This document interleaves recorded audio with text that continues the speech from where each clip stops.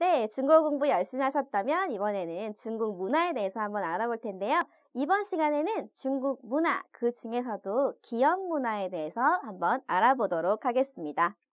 자, 먼저 중국 기업 문화를 이야기할 때 많이 질문 주시는 것 중에 하나가요. 중국의 기업 형태도 우리나라와 유사한가요? 라는 질문을 많이 받는데요. 중국 그 기업의 구조는 우리랑 되게 유사하지만 기업의 형태, 예를 들어 우리가 기업의 형태를 이분법으로 딱 두 개로 나눈다면 아마 우리나라는 대기업 그리고 중소기업 이 형태로 구분을 할 거예요. 하지만 중국 같은 경우에는 국유기업, 국영기업 혹은 사유기업, 사형기업으로 구분된다는 점이 우리하고 다르다고 볼 수 있고요. 우리가 알고 있는 많은 중국의 대학교들 그리고 중국의 큰 병원들 대부분이 다 국유기업에 속한다고 볼 수 있고요.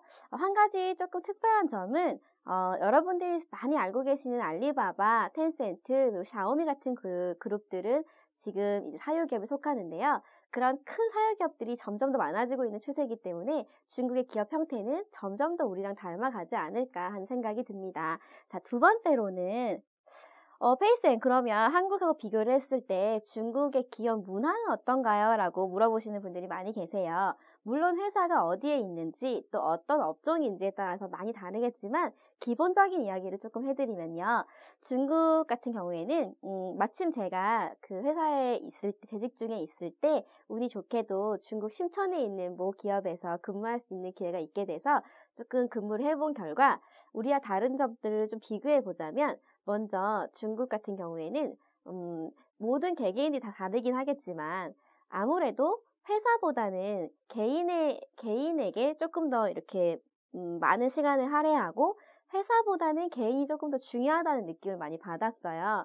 예를 들어서 우리는 회사에 좀 이렇게 충성도가 되게 높은 편이잖아요. 그래서 회사가 퇴근을 하고도 부장님과의 회식 자리에서 마치 업무가 끝나지 않은 것처럼 부장님 뭐 회사 얘기를 계속 하기도 하고 하지만 중국 같은 경우에는 중국 친구들이 저한테 굉장히 많이 물어봤던 게 왜 그렇게 한국은 회식을 자주 해? 막 이런 질문들을 많이 하거든요. 그것처럼 개인의 시간과 회사의 시간이 조금 분리되어 있다는 점이 조금 달랐고요.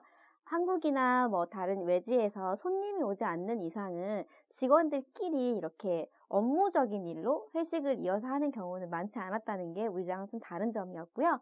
또 한 가지 예를 들자면 중국 같은 경우에는 체면을 되게 중요하게 생각하잖아요. 그래서 우리는 예를 들어서 배대리가 자꾸 늦게 오고 근태가 좋지 않다. 그러면 부장님이 참다가 사람들이 보는 앞에서 배대리 요새 왜 그래? 막 이렇게 샤우팅을 하기도 하고 그걸 통해서 배대리의 근태가 좋아지기도 하는데 중국에는 이런 말이 있어요. 내가 사과는 못한다. 사표는 내더라도 사과는 못한다.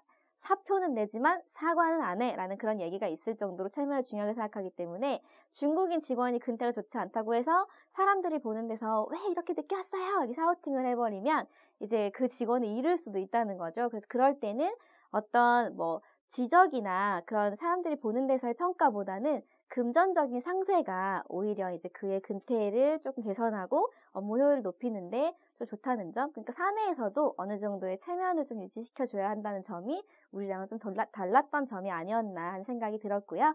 자, 마지막으로요. 그러면 우리는 한국에서는 부장님을 부장님이라고 부르고 대표님을 대표님이라고 부르고 옆에 있는 김대리를 김대리라고 부르고 또 사원들끼리는 정현씨, 페이씨 이렇게 이름을 부르는데 중국은 회사 내에서 어떻게 호칭을 사용을 할까 한번 준비를 해봤어요. 자, 명칭들이 이렇게 많이 있는데요. 여러분이 많이 쓰실 것 같은 것들만 한번 익혀보세요. 눈에 띄는 점이 뭐뭐 있냐면 우선은 이 글자가 굉장히 많이 보이는데요. 그쵸?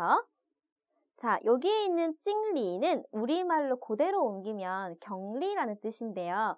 우리나라의 경리가 가지는 의미하고 조금 달라요. 중국의 찡리는 매니저급, 즉 책임자급을 얘기하기 때문에 우리말로 굳이 옮긴다면 이사님 정도의 직책이라고 볼 수 있고요.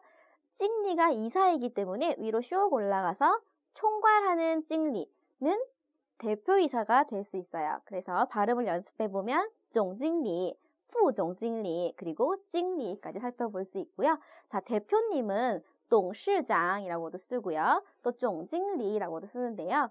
여기서 특이한 점은 우리도 아이고 박 사장, 아이고 김 사장 이렇게 얘기하잖아요. 그때 벼종찡리, 찐종징리라고 할 수도 있지만 조금 더 친근하게 부를 때는 앞에 있는 종자만 딱 떼서 우리가 왜 박변, 김변 이렇게 부르는 것처럼 찐종, 벼종 이렇게 부를 수도 있겠습니다. 자, 그리고 내려가면 우리랑 굉장히 유사한데요.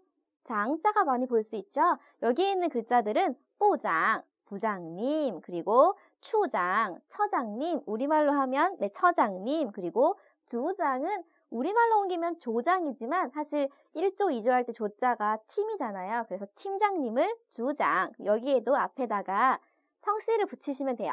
박 부장님, 벼 부장, 김 부장님, 찐 부장. 그 다음에 처장님은 우리나라에서는 조금 만나기 힘들죠. 그리고 아래에 있는 팀장님은 많이 계시니까 배 팀장님, 베이 주장 이렇게 불러주시면 되겠고요. 한 가지 조심해야 될 점은 우리도 신입사원들에게 김신입사원, 이신입사원 이렇게 부르지는 않잖아요. 신입사원이나 아니면 이제 시간제 알바생들, 인턴들에게는 뭐 김인턴 이렇게 부르지는 않기 때문에 그럴 때는 직급 명칭만 기억해 두시고요.